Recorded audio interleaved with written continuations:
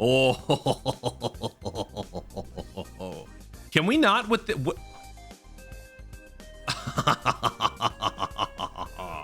So Genki Damatsuri happened yesterday.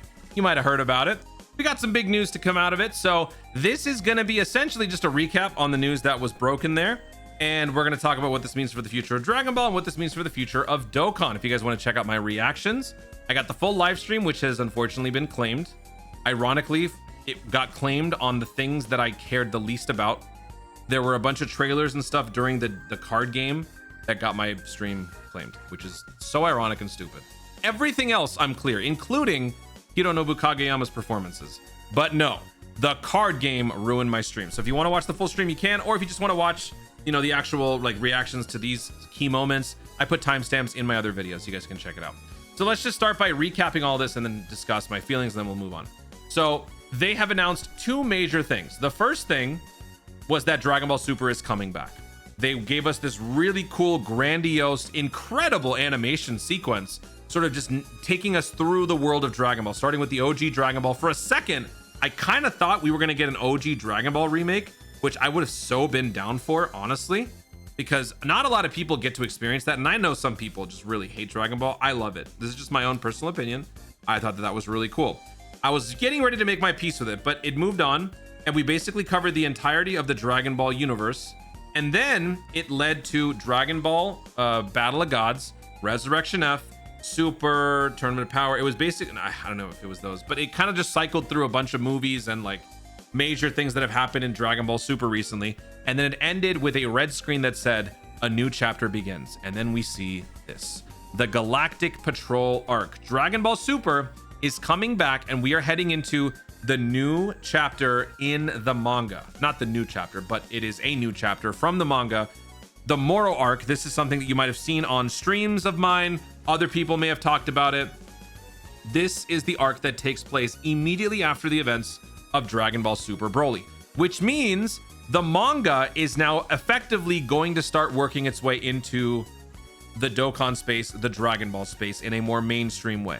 There are people who are strictly manga consumers when it comes to, you know, any sort of franchise. I myself and an anime, I used to be an anime only kind of person, but it was because of Goresh and Truth, they wouldn't stop blabbering out spoilers, that I was left with no choice but to actually go through and experience the manga myself. And it was actually a fun experience. I streamed it on Twitch a long time ago, and it was actually really, really fun. So I actually became a big fan of the manga and what they were doing with it. It's not the same as the anime. And for those of you who are anime only, that streak may come to an end pretty soon. And I'm just warning you guys right now, I've been very courteous and very respectful of the anime only viewers, which, you know, since I used to be one, I understand. That's gonna have to change. We are probably gonna have to start phasing out that rule, because now that we are heading in this direction, that is not going to be a thing for much longer. Speaking of the direction, you might notice here that the logo coloring is different from the original Dragon Ball Super logo. The logo itself is the same, but the coloring is different. And the way that this is being portrayed is more so to point out that this is like a Neo Dragon Ball Super. This is not exactly the same Dragon Ball Super continuity that we have come to know from when did this come out? 2015? You know, whenever it came out till whenever it ended. That was more of an anime focused adaptation with some liberties that were taken here and there to change things up. For me as an anime only consumer, it didn't bother me, but apparently manga people, it bothered. And I guess as a collective, they wanted to go back and sort of revisit Dragon Ball Super in a more restructured narrative that was more conducive to the manga, which is why they are giving us this new recolored logo for Dragon Ball Super. Now, this on its own was just sort of, you could sort of see this as just like, okay, it's not exactly a new franchise, but it's like the continuation after so many years. So they wanted to give it sort of a, you know, a paint job. But then later on during Genki Damatsuri, they also showed us this, and this trailer was beautiful. As the local BEERUS connoisseur, the guy who finally achieves it, right? Y'all know I love BEERUS, man. Purple, BEERUS, Jason Douglas, all of it. Love BEERUS so much. Battle of Gods is coming back. They are adapting the Battle of Gods arc into a Dragon Ball Super BEERUS reconstruction. So those are the words that they use. They said it is a reconstructed narrative. Let me actually read this. Today at Genki Damatsuri, an event held was announced during the last exclusive announcement. The anime Dragon Ball Super original work, story, and character design by Akira Toriyama is set to begin anew in Dragon Ball Super BEERUS in fall of 2026. This newly enhanced edition of the anime, enhanced by the latest visual expression, every scene, especially battle scenes, is even more immersive, providing a more faithful and detailed reproduction of the original work by Akira Toriyama. It will deliver a quality that is sure to fully satisfy audiences. They used a little bit of different verbiage in the presentation. I think they said like reconstruction, narrative reconstruction, and things like that. Basically, the anime took some liberties. They're going to now kind of go back to the source material a little bit more. That's what they're doing. So what they're doing is they're recoloring each of these arcs under this new Neo Dragon Ball Super sort of identity. So eventually, starting from the fall of 2026, we're going to work our way through Super BEERUS, and it's going to be Super Frieza, because they're going to do the same thing for the Frieza arc. Then Champa. I don't know what they're going to call. Maybe they call it Champa. Maybe they call it Universe 6. Then for the future arc, I don't know if they're going to call it Zamasu, Goku Black, whatever it is. And eventually they will finish Dragon Ball Super, and they will turn all of this into all of this. And by the time all of that is done, production for this will probably be done and ready to go. And so once we finish up Dragon Ball Super Tournament of Power, or Dragon Ball Super Jiren, or whatever you call that, we'll just jump into this. I don't know if they'd probably want to, maybe they'll even do like a cinematic retelling. I don't know if they need to, but Dragon Ball Super Broly, Superhero perhaps. Actually, wait, no, Superhero happens. So this happens after Broly. Superhero happens way down the line, so we don't even have to worry about that. But that's where they're going. So this is now going to effectively be sort of like a deviation. I don't know if I necessarily want to say it's not canon, because it is, but it's like an alternate canonical path. But that's the plan, and I'm all for it. I'm all for it, because when it comes to Dragon Ball, I know how important it is for people to, you know, watch their favorite stuff, adhere to the source material with respect, and, you know, follow through properly. So if this is their chance to do that and give us a different experience of essentially the same stuff, while also showcasing their new animation, the new direction that they're going, I think that this is the time and the place to do this. I would rather they do all of this stuff with stuff that we already know and we sort of have expectations for. That way, by the time we get to the new stuff, we will jump in with the best quality, with the best reception, and we will already have established a new standard. This is sort of the way, this is sort of why I appreciated Daima. You may not necessarily like the story, you may not necessarily like the forms or whatever, but regardless, Daima was a statement that the future of Dragon Ball is at least going to look like this. It's at least going to look this good. And it did. It looked very good. The visuals were incredible. Yeah, some of the story was nonsense. I agree.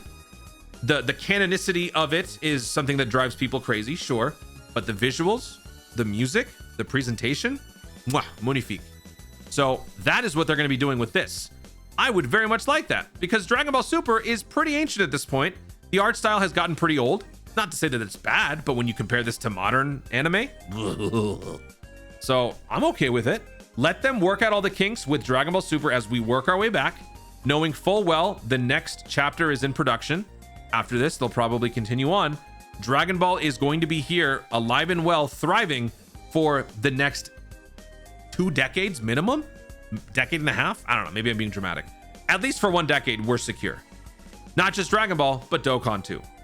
Dokkan is also going to be very much okay, because now with all these newer animations, revisiting of characters, more manga oriented elements, that is going to give Dokkan a bit of fresh air as well. Some people are not too fond of the fact that, you know, we sort of go back and revisit arcs here and there. It gets repetitive, it gets tedious. I understand some of those criticisms because it's justified, right? All you're doing is getting a new Trunks from Android Cell Saga, but his animations are fancier, but it's still the same moment.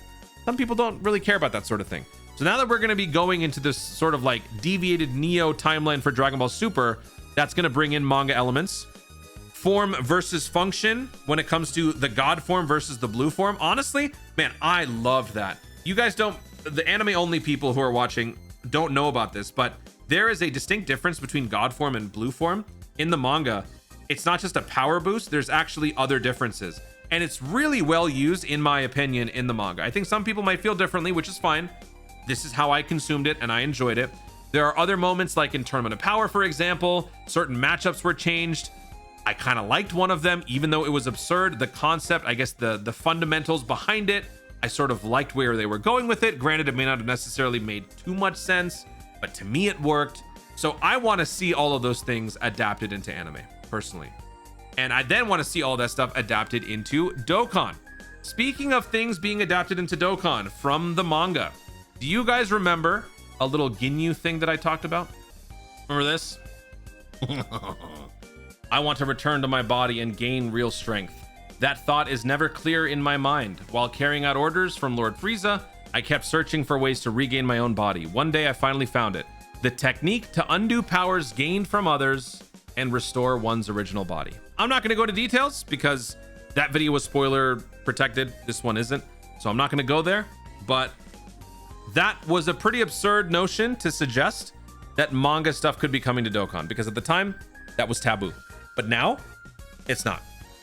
And we might have actually legitimately been given a sneak peek ahead of time into manga related elements from this little thing right here. Because now that we are getting more manga focused storytelling from Super into anime form, this could very easily be the thing that I talked about in this video. If you want to know more, check this out. I'm going to link this down below in the description. And this is just the beginning. They could do this more. Animations can get more manga tie-ins. I think at the moment, some of the only ones would be like a Zamasu. I think you guys have told me AGL Zamasu has some like manga references here and there, but that's about it. I think also LR Physical Super Saiyan 2 Gohan from 10th anniversary, his animation style when he's using his active, I believe, is sort of manga adapted. There could be way more than that. Let this be a wake-up call. If you can, you should start reading the manga. If you cannot or simply don't want to, honestly, I want to go through the manga again. I'm going to start doing that because, you know, I'm trying to stream more regularly this year, and I have been, minus something that's been happening recently. But when I start doing that, make sure you guys tune in for those, because I want to go back and relive those moments, because I've forgotten a lot of stuff, and I want to go back and remember everything, because it was a fun ride. We would not only read the manga, but we would do so with music, like, you know, the Bruce Falconer sort of songs and stuff, Dragon Ball Super songs. It was a whole lot of fun. So yeah, we're gonna bring all that stuff back. Dokkan is back, Dragon Ball is back, and honestly, man, my love for the story of Super is coming back. Oh man, I want to talk about it. It has to do with Roshi, okay? It has to do with Roshi. Let me just say this. Since this is coming back in the fall of 2026, I don't know if my theory is necessarily going to pass at this point. I said that my prediction was for Anniversary to be Daima Part 1, Battle of Gods Part 2. Battle of Gods and Daima were going to be a celebration of sagas. We're going to get a Daima Saga lead for the Goku and the Vegeta for Part 1, and then we'll get a Battle of Gods lead for Goku and Beerus for Part 2. Since this is no longer this was never the thing, but since we learned it was New Horizons, Battle of Gods still kind of works. And now with this announcement, Battle of Gods is even more relevant than ever before. Will that translate into an anniversary celebration with Battle of Gods? I personally doubt it, but they could still totally give us a Z Battle of Gods to sort of just like remind us of what's coming up down the road. Fall 2026, unfortunately, exists past GDC. GDC is in July, which is the summertime. The fall would probably be the new Tanabata celebration. This might be where we first actually get battle like Beerus, Dragon Ball Super Beerus stuff, if they want to do like simultaneous releases, which I hope they do. So before that, would they release some Battle of Gods stuff? It's not unheard of. I think they could. In fact, I would still want it. So if anything, I feel like my case could potentially be a little bit more strengthened because of this, but whatever happens, I think we're getting Battle of Gods this year for sure. So I win. I win. I'm so happy, man. This is such a good day for Dragon Ball fans. This is what we needed. We needed this. I'm so glad that we did this. We got all this, and I can't wait. I can't wait to hear more Beerus lines. I mean, we finally achieved it, but I need more lines to be known by, you know? I need more Beerus one-liners. I got a few, but I need more. Give me some remastered Jason Douglas Beerus lines. I mean, I could do the JP one too. You guys have heard me do the JP voice, right? Before we wrap up, other news, they announced a new DLC for Sparking, some more stuff for Xenoverse 2. There was a new game called Age 1000. We didn't see much. All that we saw was what people were thinking was like a create your own character type thing. This guy who looks like Eugene Chad from Mega Man, but he's rocking like a Saiyaman sort of descendant outfit sort of thing. People thought he was like a create your character, but then it's apparently like this is a reference to Dragon Ball Online or something like that. I can't play the whole thing. I might get in trouble. So yeah, that was interesting. Oh yeah, he goes Super Saiyan. And there's going to be more information coming up at Dragon Ball Games Battle Hour. Dokkan didn't get anything new, stuff that we already knew about. Legends got Ultra Buhan. Gekishin didn't get anything new. They were just, you know, showcasing 2 games during that whole block, which was irritating. Hopefully, if I had to sit through it, y'all had to watch it. So if you watched the reaction, I appreciate that. I think that was it. I don't, there was some like digital Fusion World stuff and some Super Divers stuff. That was really about it. So aside from all of that, let me know your thoughts on the Super announcement, the Dragon Ball Super BEERUS and all that stuff. Thank you so much for watching. If you enjoyed the video, be sure to like down below. Give me your thoughts on everything that was revealed and announced at Genki Damatsuri. What are you most excited about? Are you now more excited for Dokkan than before, considering that we have new fresh material that will eventually be starting to work its way in? Are you guys looking forward to more manga? Oh my god. Are you guys looking forward to more manga accurate source material actually making its way into the anime and thus into Dokkan? What is the one arc that you are most looking forward to seeing done in sort of a restructured retelling with more manga focus on it? Future arc, Champa arc, some other arc. Let me know your thoughts, why, all that stuff in the comments down below. Also, be sure to subscribe for more Dokkan content in the future and click the notification bell so that you'll let you know you want to see more of my stuff. Do it. Thanks again. Stay tuned, and I was to Dokkan responsibly.